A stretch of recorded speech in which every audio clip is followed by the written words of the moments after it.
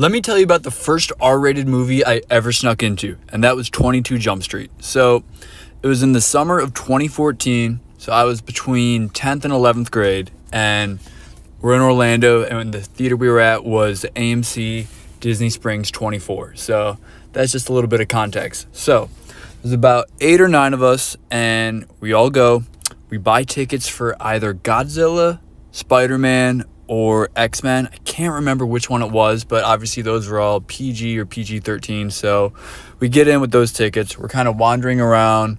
And if you're familiar with the theater at all, it's a pretty big one. Even though it says 24, it feels like it's 48. Like, they definitely space out the theaters quite a bit. So we're walking, and we already know we're going to go to 22 Jump Street. We know we had a plan, right?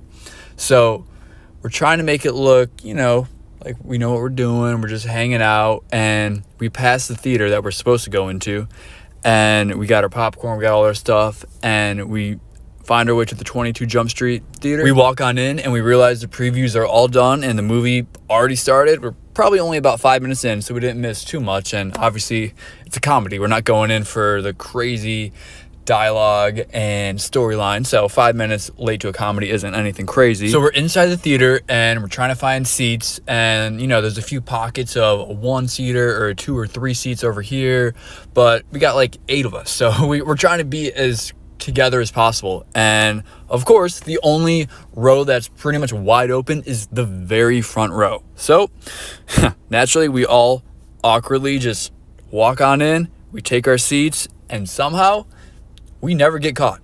No one in the theater questions why these half a dozen kids that are definitely don't belong in show up late. They take the very front row. No one even questions that. So that was obviously the bright side of it. But looking back, there's absolutely no way that we were that slick. It really just came down to whoever was working that night. They just didn't want to be there. And honestly, they probably just didn't want to cause a scene. They just let us get away with it. But in our heads, you would have thought we hit the craziest bank heist where we were just robbing everybody scot-free.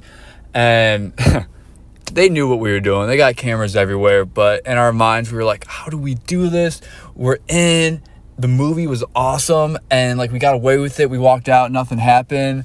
So it was definitely, a good childhood moment. But on top of just the adrenaline of doing what we weren't supposed to do, the movie being a great comedy just elevated that experience that much more. So to see a great comedy in theaters is rare now, but back in 2014, they were banging them out. It seemed like 2 a year. And some years we had more, some years we had less, but it was a consistent stream of just phenomenal, unfiltered comedies. So this 22 Jump Street obviously falls in that category. It was an amazing comedy movie to see in theaters. We got to see a classic Jonah Hill and Channing Tatum. It seemed like they could do no wrong in this movie. Just every line they had, it was just pure gold. And it was just I can only imagine filming this movie, how many retakes they had to do with just the insane type of comedy, the insane type of just jokes here and there, especially with Ice Cube just being kind of like an asshole, but he's a funny asshole.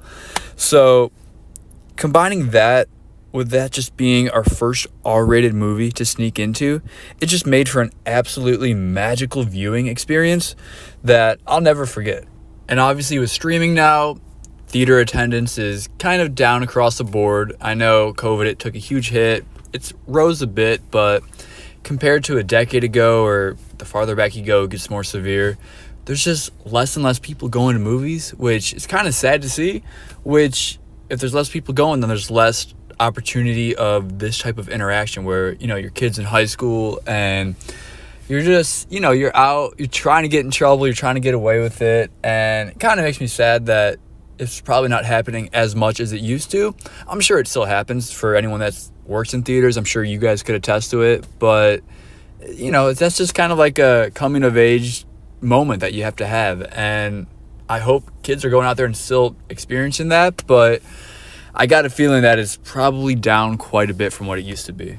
And like I said, this was between the summer of 10th and 11th grade, so that would have put me at 16.